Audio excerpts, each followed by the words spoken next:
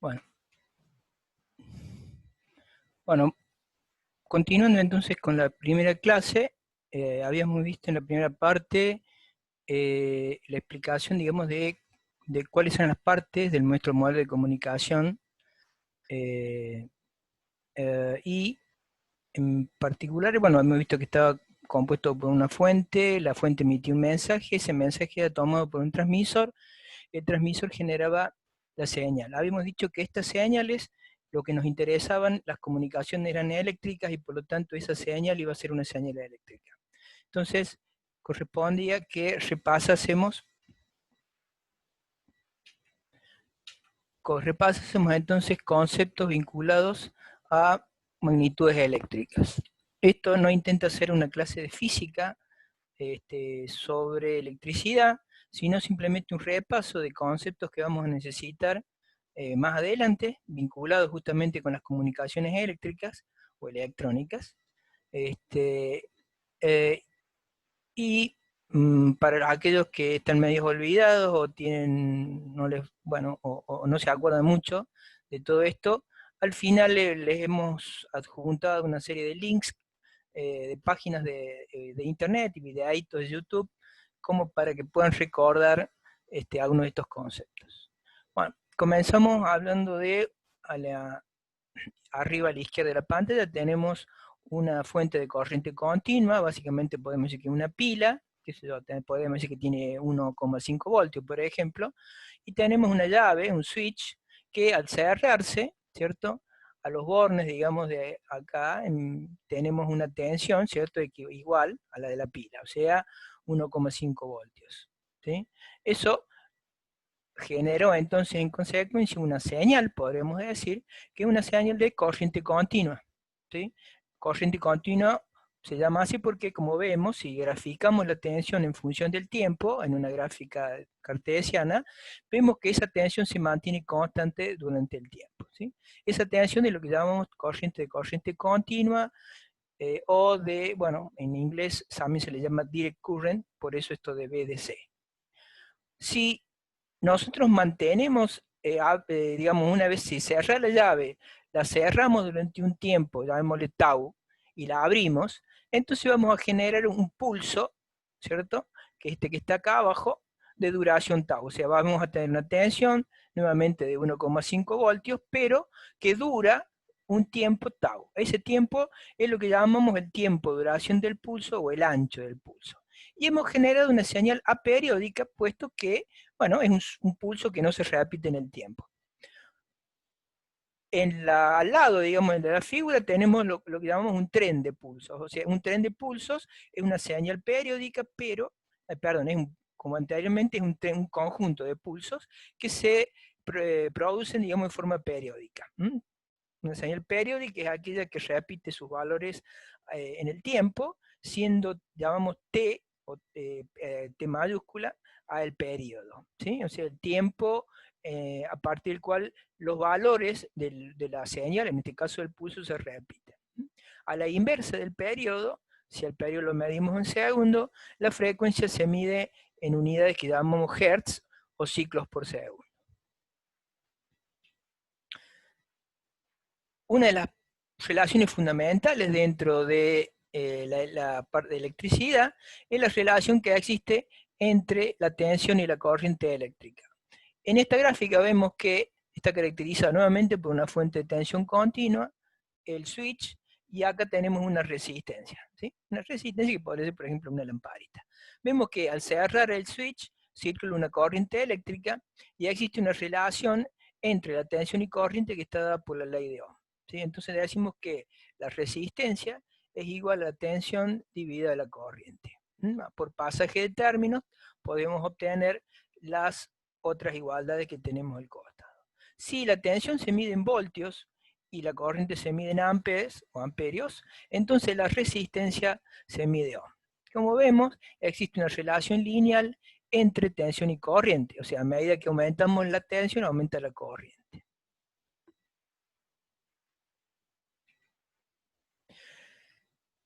¿De dónde proviene o de qué depende la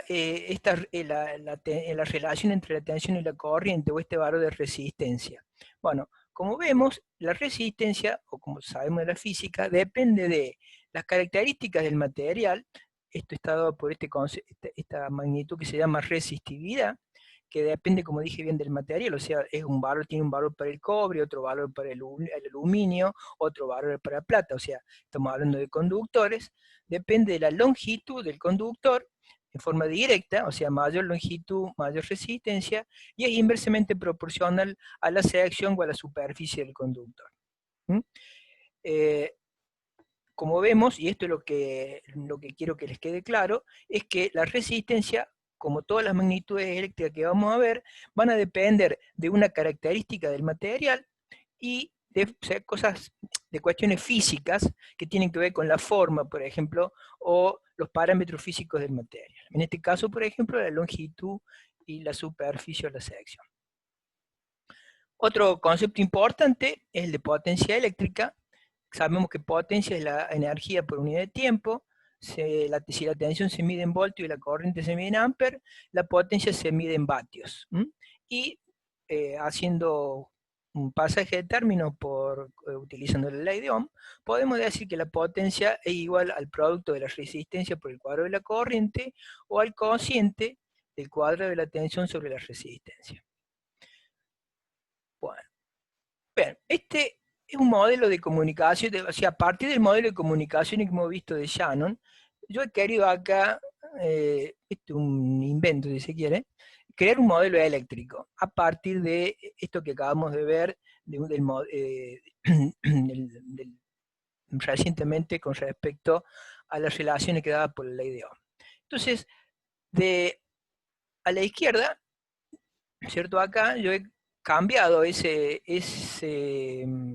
tensión continua por un generador de pulsos. O sea, este es un generador que genera pulsos, indicando con esto que qué pueden ser estos pulsos. Estos pulsos pueden ser tensiones eléctricas que van a significar, desde el punto de vista de la información, unos y ceros, ¿sí? O sea, una tensión positiva puede representar un 1, una tensión 0, un 0. Por otro lado, en el lado derecho tenemos una resistencia, ¿cierto? Que sería la carga de nuestro circuito eléctrico. En este caso, esta resistencia va a representar el receptor, así como este generador de pulso va a significar nuestro transmisor. Y ambos van a estar unidos, ¿cierto? Por un cable, vamos a decirlo de esta forma, un conductor, que idealmente tiene resistencia 0, ¿sí? Entonces, si aplicamos la ley de Ohm, por lo que sabemos de electricidad, vamos a ver que la potencia entregada, esto es el producto de la tensión por la corriente, entregada por el transmisor, es la misma que la potencia recibida por el transmisor, por el receptor, perdón. O sea, ambas son iguales a V por I. Si ahora consideramos en este mismo circuito algo menos ideal y consideramos que nuestro conductor, nuestro canal, nuestro medio de transmisión, tiene ahora, como es lógico, suponer una resistencia, que ya hemos llamado RC, ¿sí? Y hacemos el cálculo de la corriente que va a circular por el circuito en base a la ley de Ohm. Vamos a ver que la corriente ahora va a estar dada por la razón entre la tensión y la suma de la resistencia del cable y la de, en este caso, bueno, lo que representaría el receptor, ¿sí? Trabajando un poquito con la ley de Ohm, vamos a ver si la potencia entregada por la fuente nuevamente va a ser V por I, pero ahora la potencia recibida por el receptor, puesto que acá hay un divisor de tensión, va a ser igual a P cuadrado, como vemos, la potencia va a ser R por I cuadrado, va a ser R por V cuadrado sobre RC más R cuadrado. Esto básicamente, ¿qué significa? Que la tensión que tenemos acá va a ser ahora la mitad de la que teníamos antes, en el caso de que RC y R fuesen de la misma magnitud, ¿sí? En el caso más simple. ¿Con esto qué queremos decir entonces? Que debido a la resistencia que tiene el canal de comunicaciones o nuestro cable, la potencia que ahora recibe con la que llega nuestra señal al receptor es la mitad de la que teníamos anteriormente, ¿sí? Esto da lugar al concepto que llamamos atenuación, que como vamos a ver es precisamente un concepto que se dice que es la pérdida de potencia que tiene la señal. Y como vemos, esa pérdida de potencia tiene que ver con en principio la resistencia, o al menos en esta parte, que tiene el conductor. Otro parámetro circuital, digamos, que nos interesa, además de la resistencia, es la de capacitancia.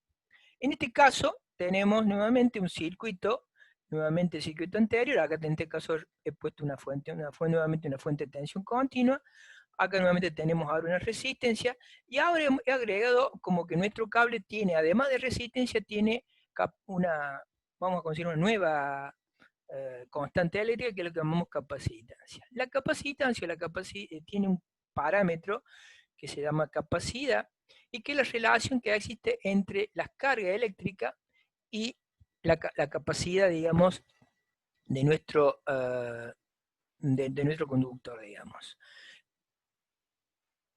¿Qué pasa con esta capacidad? Bueno, esta capacidad lo que hace, como todas las capacidades, es almacenar carga eléctrica.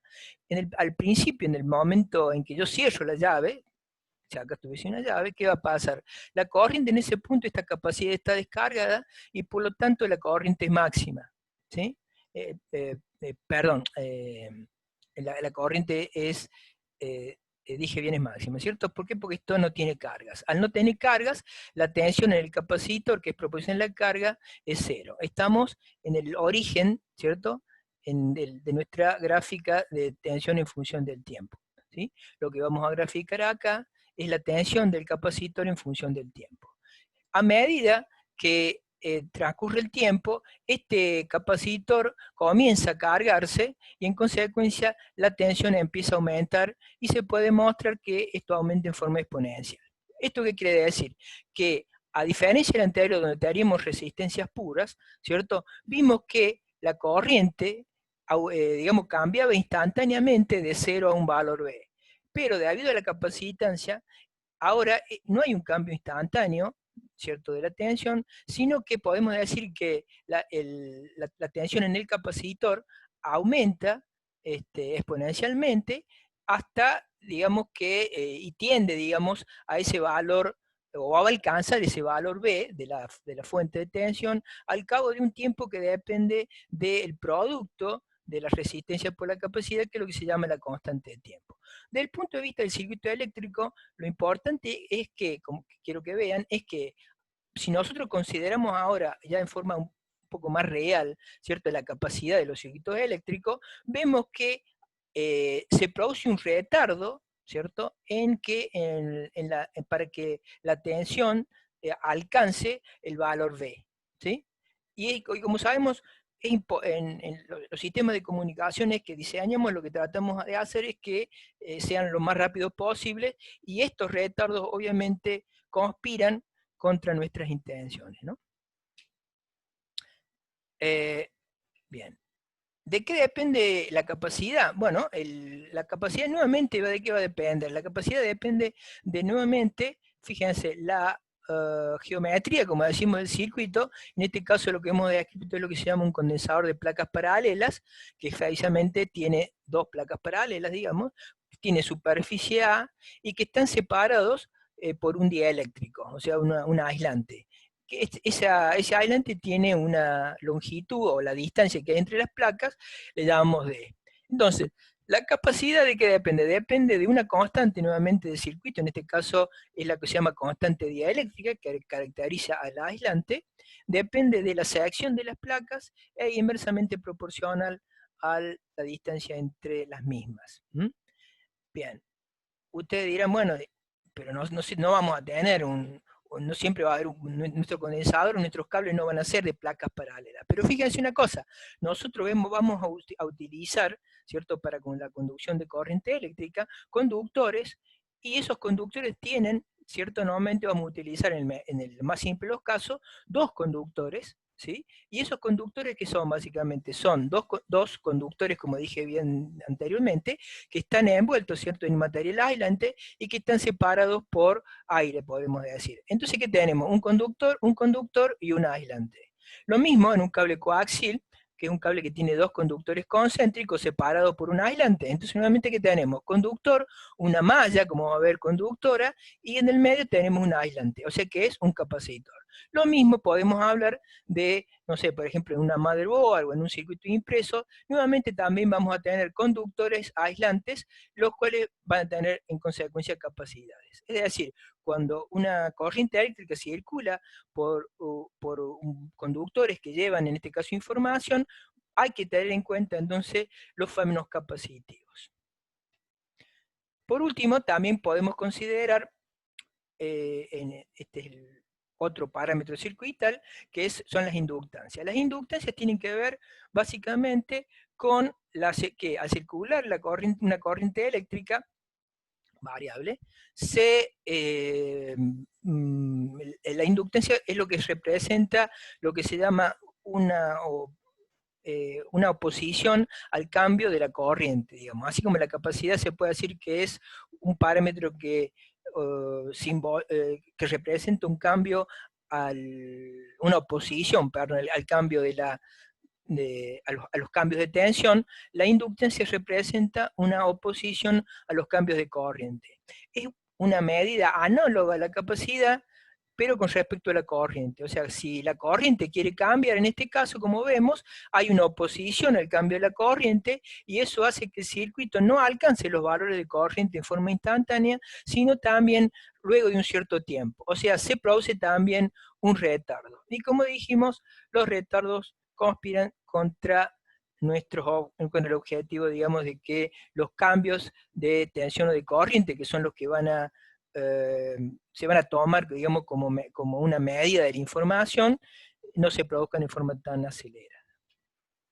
Bien, nuevamente la inductancia, en este caso tenemos un solenoide que se llama, depende nuevamente de qué, de un parámetro del circuito, en este caso es lo que se llama la permeabilidad magnética, depende de la cantidad de vueltas que tenga el solenoide, depende de la superficie, ¿cierto?, que digamos del solenoide, y de la longitud del mismo. ¿Sí? Nuevamente fíjense, y esto es lo importante, nuevamente este parámetro del circuito, reitero, depende de un parámetro del circuito y de las características geométricas del mismo.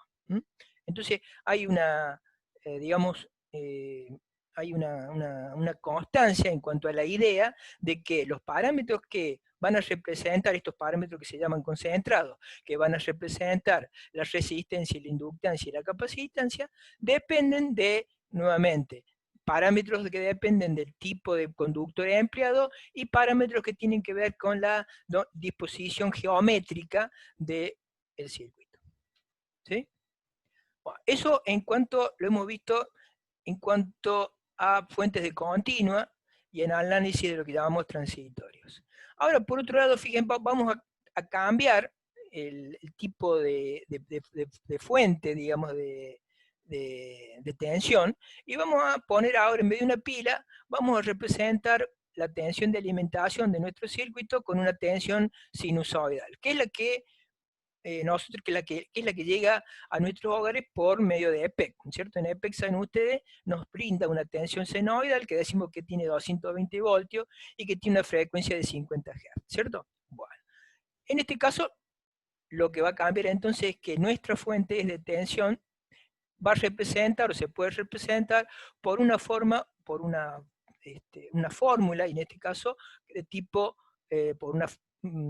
que va a ser una senoide o una coseno, o un coseno, ¿cierto? Hemos dicho que la diferencia entre seno y coseno es simplemente una cuestión de fase. Bueno, entonces vamos a representar a esta fuente va a ser una fuente cosenoidal. Va a estar caracterizado por una tensión pico que llamamos B sub m, el valor máximo que puede adoptar ese coseno o ese seno en función del tiempo en un momento, y va a depender de la frecuencia. Ese omega es lo que llamamos velocidad angular, lo hemos visto en la primera parte, y es igual a 2pi por la frecuencia, siendo la frecuencia, ¿cierto?, igual a la inversa del periodo, ¿cierto? En este caso el periodo, como dijimos, de la tensión que nos brinda EP, que es de 50 Hz, y se puede demostrar que la frecuencia son 20 milisegundos. Bien.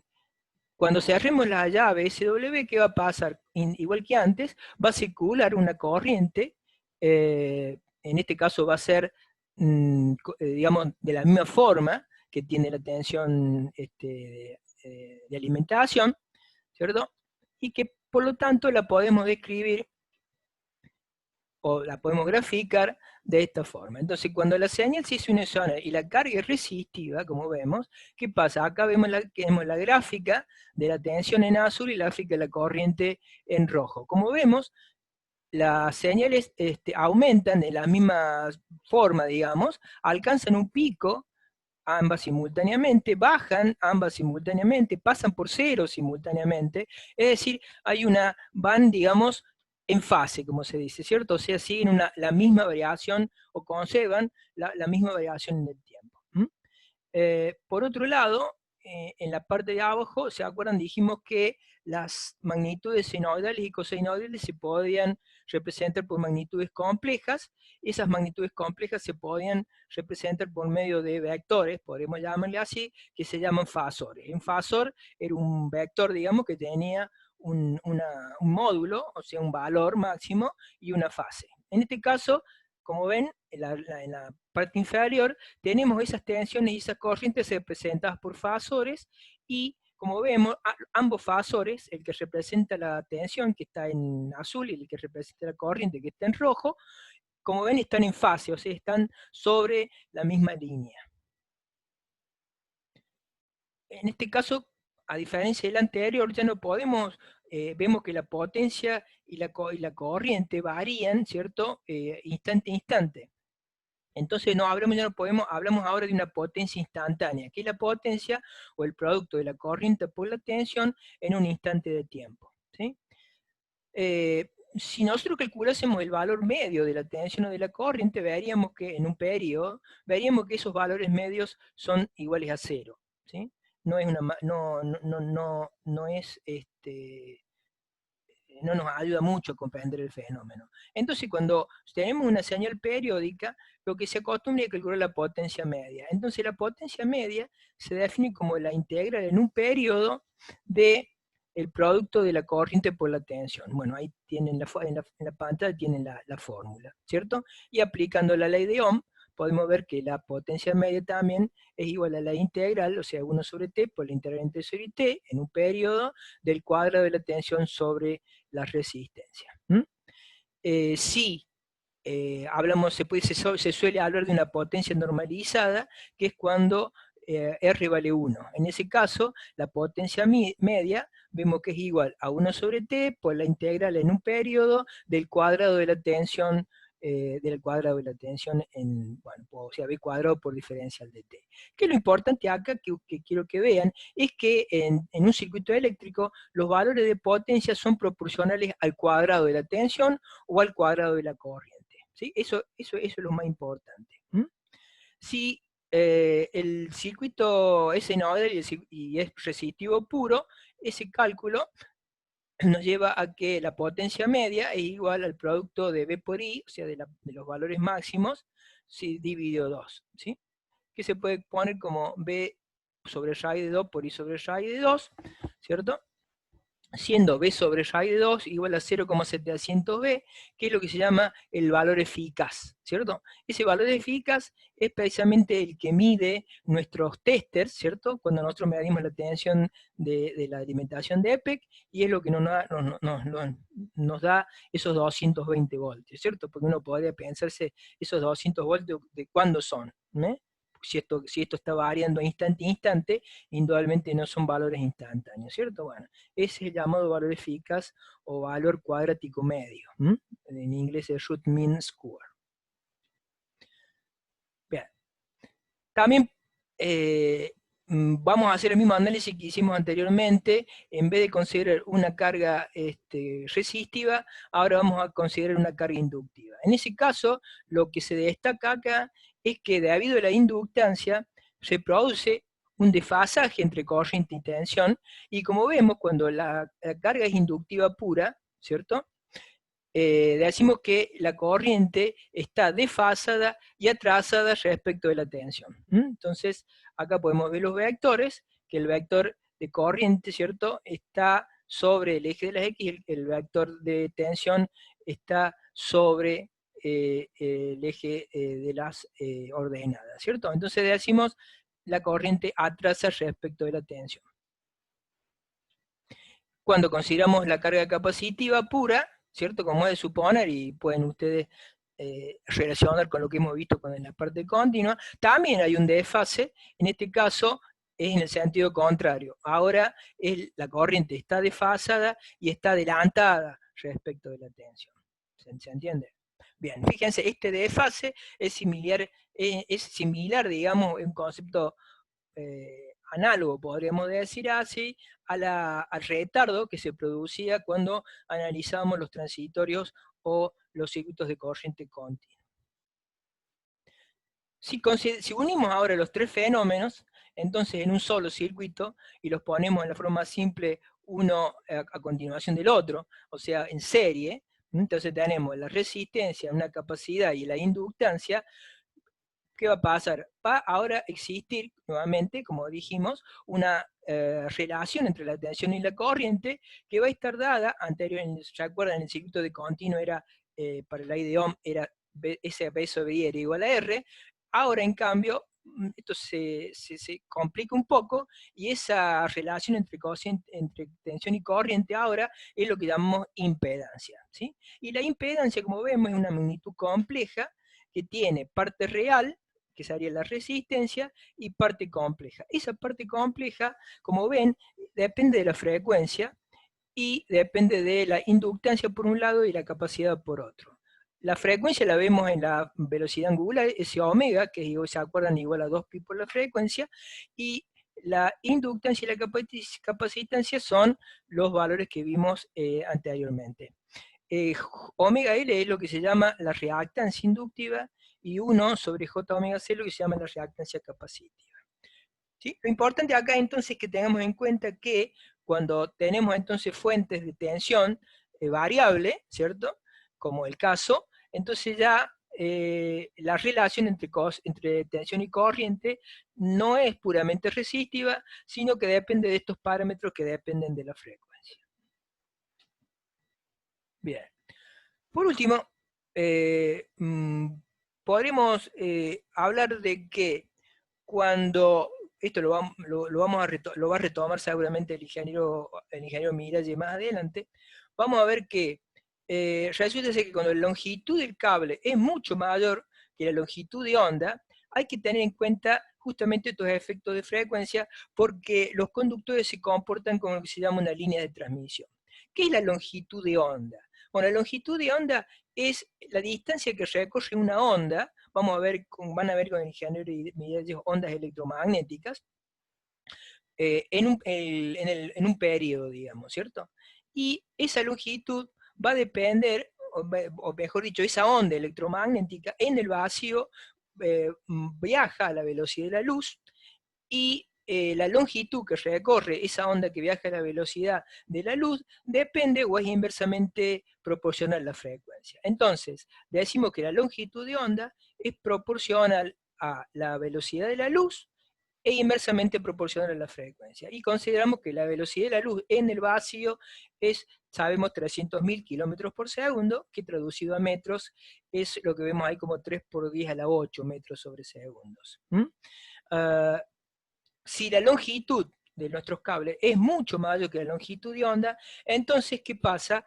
Ya no se puede considerar, digamos, a los circuitos eléctricos esto que se llama, como vimos anteriormente, que se llaman parámetros concentrados, sino que ahora hay que hacer un análisis mucho más complejo, que es lo que se llaman parámetros distribuidos. Entonces, resulta ser que ahora cada pedacito de cable, ¿cierto? Cada trocito de cable va a ser podemos hablar un diferencial de cable, va a estar compuesto por una resistencia, una inductancia también, una capacidad y una admitancia, que es lo que se llama ese parámetro G, que puede tener en cuenta, por ejemplo, las pérdidas que tiene el condensador, y el efecto total va a ser, o va a tener que ser resuelto integrando, ¿cierto?, sobre toda la longitud de ese cable. Asociado a esto, precisamente surge otro parámetro característico de las líneas de transmisión de los cables en general, y van a ver ustedes de los cables en general, que es lo que se llama la impedancia característica, que es este Z sub 0, que vemos ahí en la gráfica, y que como vemos es la raíz cuadrada de los parámetros estos que caracterizan a cada diferencial de, de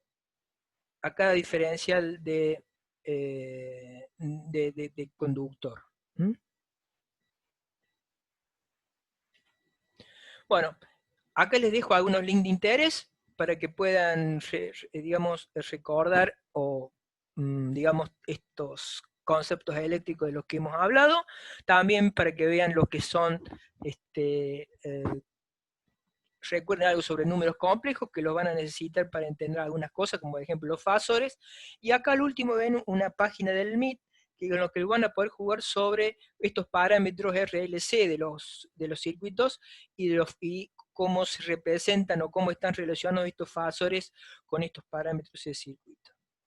Por último, esta última representación tiene que ver con lo que se llama UPS, ¿cierto? O sea, un sistema de potencia interrumpible o interrumpida, que es un circuito, digamos, eléctrico, ¿cierto? Que nos permite continuar con nuestros aparatos electrónicos en funcionamiento cuando se apaga, ¿cierto? Cuando se corta la energía, digamos, que provee nuestro proveedor de energía eléctrica, que es EPEC, por ejemplo, en el caso de la provincia de Córdoba, ¿cierto? Entonces vemos ahí que en la entrada tenemos justamente lo que hablamos recién, la tensión de 220, que es el valor eficaz de tensión, con una frecuencia de 50 Hz, ¿cierto? Y que alimenta en forma directa, ¿cierto?, a través de esta llave a nuestros equipos, puesto que a la salida tenemos estos 220. Pero ¿qué pasa? Cuando se corta la tensión que provee EPEC, el circuito, la UPS, conmuta instantáneamente y baja esta llave y pasa a, digamos, a alimentarse de la parte de abajo de nuestra gráfica, que como vemos es un circuito que está alimentado por una batería, o sea, de corriente continua. Acá hay baterías de corriente continua que son alimentadas, o que alimentan, perdón, a lo que se llama un inversor. El inversor lo que hace es convertir la energía de corriente continua provista por las baterías y transformarlas en corriente alterna, similar a la que nos provee EPEC. Entonces, ese conmutador tiene la característica de que es muy rápido, y eso permite que nuestros equipos de comunicaciones no se vean interrumpidos, de ahí el nombre, en su funcionamiento. Esos conmutadores son tan rápidos que podemos decir que si no fuese tan rápido, ¿qué pasaría? O si no estuviesen bien diseñados, esos circuitos podrían generar ruido, ¿cierto? Que podría afectar, podría generar fíjense, acá es otra fuente de ruido, que podría afectar el buen funcionamiento de nuestros, qué sé yo, bueno, de todos los circuitos, los aparatos eléctricos que se alimentan a través de la energía que nos provee EPEC. Bueno, eso es todo por hoy, y nos veremos en la próxima clase.